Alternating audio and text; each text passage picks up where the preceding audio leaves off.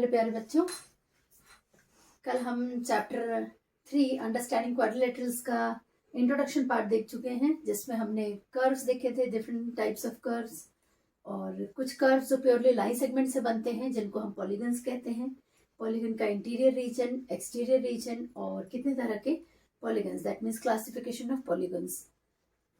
And then diagonal भी हमने discuss किया कि किस तरह से डायगोनल बनते हैं, अलग अलग पॉलीगॉन में कितने पॉसिबल डायगोनल्स हो सकते हैं। उसी को आगे लेते हुए हम पॉलीगन्स में कॉन्केव एंड कॉन्वेक्स प्रकार के पॉलीगॉन कैसे हैं वो आइडेंटिफाई करेंगे। क्लास 8 में बेसिकली आपको कॉन्वेक्स पॉलीगॉन के बारे में डिस्कस किया गया है। कॉन्केव जो है हायर लेवल का है, तो अभी हम सिर्फ कॉन्वेक्स पॉलीगॉन पे फोकस करेंगे। तो पहले तो आपके पास यहाँ पे कुछ डायग्राम्स दिख रहे होंगे बच्चों। ये सभी पॉलीगन्स हैं made up of purely line segment. अब इसमें कुछ खास डिफरेंस है, वो डिफरेंस हमें आइडेंटिफाई करना है। All are polygons and we have to identify which one is concave and which one is convex. तो आप खुद में खुद आइडेंटिफाई कर पाएंगे, लेकिन उससे पहले आपको दो डिफरेंस क्या है वो पता हो तो आप इजीली आइडेंटिफाई कर लेंगे। तो कॉन्वेक्स पॉलीगन जो है, ठीक है, उनके हर एक एंगल जो है it is less than 180 degree. तो आप अगर इन सभी पॉलीगन्स को ध्यान से देखेंगे तो आप इसमें पहचान पाएंगे कि ऐसे कौन कौन से पॉलीगन्स हैं जिसमें कि हर एक इंटीरियर एंगल की बात कर रही हूँ, हर एक interior angle less than 180 degree है। First point. सेकंड, डायगोनल का कोई भी portion outside of the polygon नहीं जाना चाहिए। So these are the 2 points. इन दोनों पॉइंट्स को देखते हुए हम डिसाइड करते हैं कॉन्केव और कॉन्वेक्स पॉलीगन कौन सा है। चलिए देखते हैं। एंगल की बात करें तो first is a hexagon. Hexagon के नेचुरली हर एक एंगल कितनी भी बड़ी हो 180 नहीं होगी, क्योंकि ऐसे ऐसे ड्रॉ करेंगे तो 180 तो इतना हो जाएगा स्ट्रेट लाइन।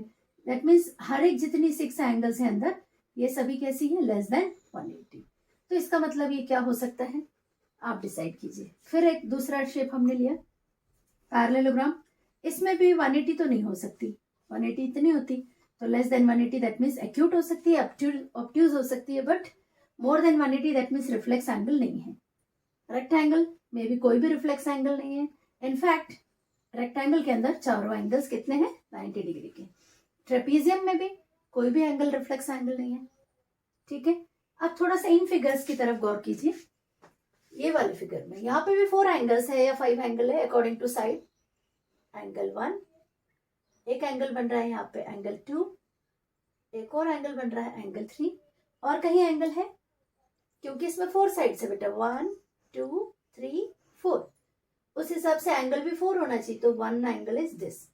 अब आप इन तीनों एंगल को देखकर इजीली आइडेंटिफाई कर सकते हैं कि ये एक्यूट एंगल है। आई होप आपको एक्यूट एंगल, ऑब्ट्यूज एंगल थोरली पता होगा। अगर नहीं पता है तो एक नजर में देख लीजिए। First of all, what is this?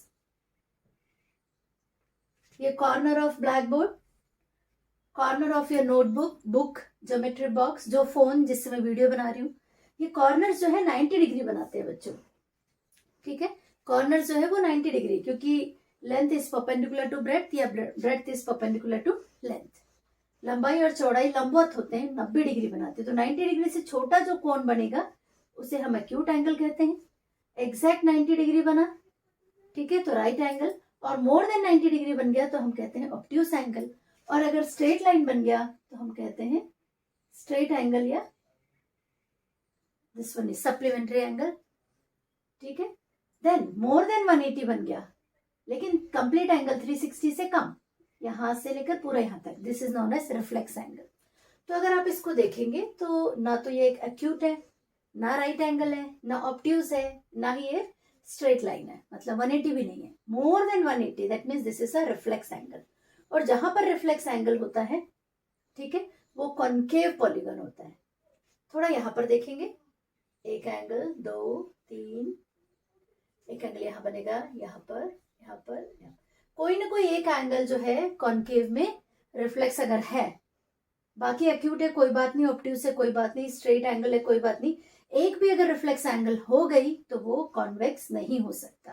That means ये भी फिर आपका कॉन्केव पॉलीगन, क्योंकि रिफ्लेक्स एंगल बन गई, reflex angle.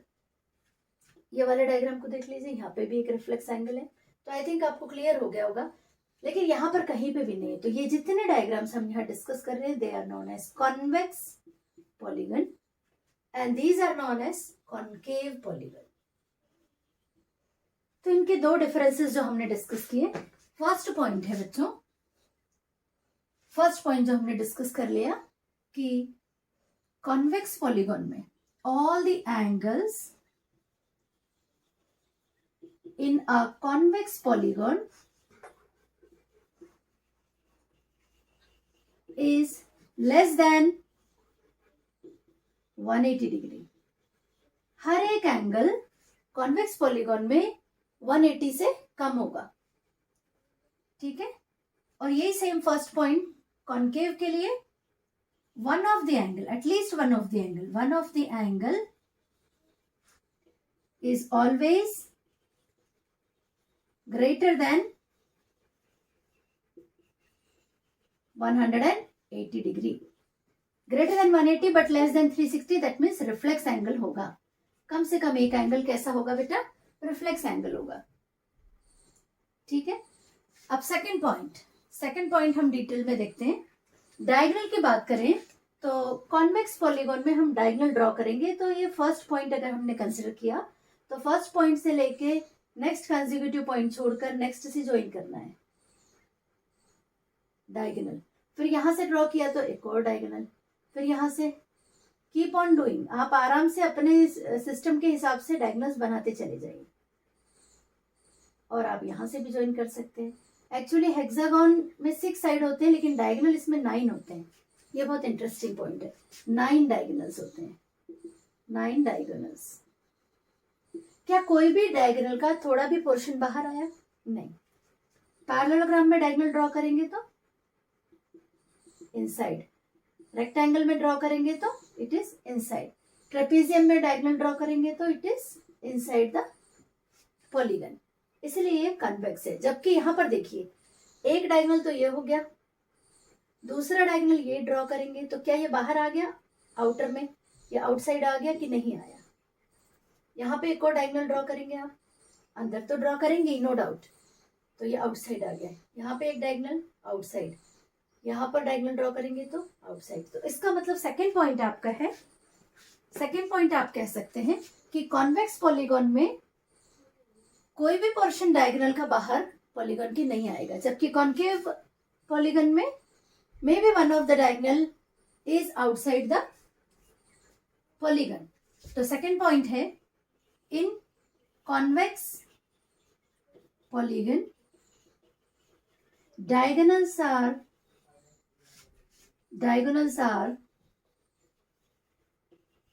inside the polygon, whereas in concave polygon diagonals या वन ऑफ द डायगोनल में बी आउटसाइड द पॉलीगन। सो इन दोनों पॉइंट से बच्चों आप डिसाइड कर सकते हैं कि कॉन्वेक्स पॉलीगन कौन से हैं और कॉनकेव पॉलीगन कौन से हैं। कॉन्वेक्स पॉलीगन में सभी डायगोनल्स इनसाइड होते हैं पॉलीगन के और कोई भी एंगल 180 से ज्यादा नहीं होता, जबकि कॉनकेव में कोई ना कोई एक डायगोनल जरूर डायग्राम के बाहर होगा, पॉलीगन के बाहर होगा, एक्सटीरियर में होगा, और कोई ना कोई एक एंगल जरूर रिफ्लेक्स एंगल होगी। तो आई थिंक आपको कॉनकेव एंड कॉन्वेक्स पॉलीगन का अच्छे से क्लियर समझ में आ गया होगा। हम इस क्लास 8th में ओनली कॉन्वेक्स को डील करेंगे डिटेल में।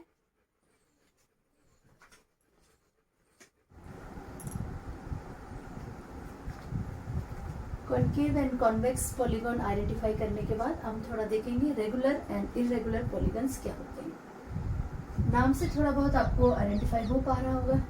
रेगुलर मतलब है कि अगर उनके सभी साइड्स और सभी एंगल का मेजरमेंट इक्वल हो तो वो रेगुलर पॉलीगन्स हो जाएंगे, जबकि इरेगुलर पॉलीगन्स में जरूरी नहीं है कि all the sides are equal. Regular polygon में 3 साइडेड स्मॉलेस्ट रेगुलर पॉलीगन हम बनाएंगे, we call it as equilateral triangle. समबाहु त्रिभुज जिसकी सभी भुजाएं बराबर हैं, इक्विलैटरल ट्रायंगल। लेकिन इर्रेगुलर फिगर में हम लेंगे तो स्केल इन ट्राइंगल हो सकता है, आइसोसेलेस हो सकता है, एक भी साइड इक्वल नहीं है, दोनों साइड इक्वल है बट तीनों इक्वल नहीं है, तो ये इक्विलैटरल ट्राइंगल, तीनों साइड्स। और खास बात है कि इक्विलैटरल ट्राइंगल के हर एक एंगल भी इक्वल है, 60 डिग्री 60 डिग्री 60 डिग्री। 4 साइड वाला पॉलीगन हम बनाएंगे बच्चों, तो वो रेगुलर इसका शेप जो होगा वो होगा स्क्वायर, स्क्वायर के चारों साइड्स इक्वल है, तो 4 sided regular polygon is square. जबकि इर्रेगुलर पॉलीगन 4 साइडेड वाले हम यहाँ पे ले सकते हैं स्केल इन ट्राइंगल, आइसोसेलेस हो सकता है, ठीक है। 4 साइडेड में स्क्वायर हो गया हमारा जो चारों साइड इक्वल है, अगर चारों साइड इक्वल नहीं है तो इर्रेगुलर पॉलीगन या इर्रेगुलर 4 साइडेड पॉलीगन में रेक्टेंगल हो सकता है, रेक्टेंगल। क्वाड्रिलेटरल, चारों साइड अलग अलग लेंथ के हैं, क्वाड्रिलेटरल।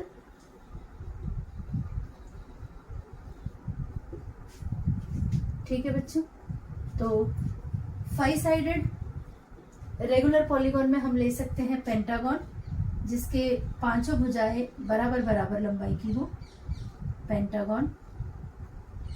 क्योंकि 5 साइड्स पूरे इक्वल है इसलिए हम इसको कहेंगे रेगुलर पेंटागन। इसका कोई स्पेशल नेम नहीं है, जैसे कि 3 साइड का नाम इक्विलैटरल ट्राइंगल है, 4 साइडेड का नाम स्क्वायर है, वैसे ही 5 साइड वाले का कुछ नाम नहीं है अलग से, तो regular pentagon, all the 5 sides are equal. और अगर ये रेगुलर पेंटागन नहीं होता तो ये किस तरह से दिखता है, ऐसा हो सकता है, ये भी 5 साइड से बना है, 1 2 3 4 5, लेकिन सभी साइड कैसे हैं, इक्वल नहीं है। जरूरी नहीं है कि एंगल इक्वल हो, स्क्वायर में चारों एंगल भी इक्वल है, यहाँ पर जरूरी नहीं है कि पूरे पांचों एंगल इक्वल हो, लेकिन यहाँ रेगुलर पेंटागन में इक्वल है ना। या फिर पेंटागन आप बना रहे इस तरह से बना सकते हैं, साइड छोटे बड़े ले लिए, है ना, तो ये इर्रेगुलर पेंटागन। ऐसे ही आप नेक्स्ट चले जाएंगे 6, तो हेक्सागन, जिसकी सभी साइड्स लगभग बराबर है, लगभग नहीं एग्जैक्टली बराबर है, हेक्सागन 1 2 3 4 5 6, सभी 6 साइड्स बराबर है इसलिए रेगुलर हेक्सागन, रेगुलर हेक्सागन। लेकिन इर्रेगुलर हेक्सागन अगर आप देखना चाहेंगे तो 1 2 3 4 5 6, क्या आप कह सकते हैं कि इनकी सभी साइड्स इक्वल है, नहीं, है ना। इस तरह से ले सकते हैं, और भी आप बना सकते हैं।